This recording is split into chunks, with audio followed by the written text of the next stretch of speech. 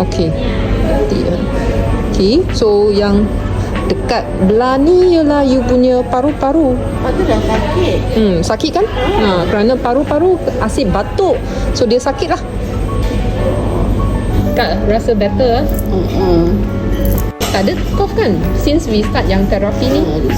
Sikit je tadi. Sikit. Tak ada gatal sangat dekat you punya tekak. Betul. Better. Okay.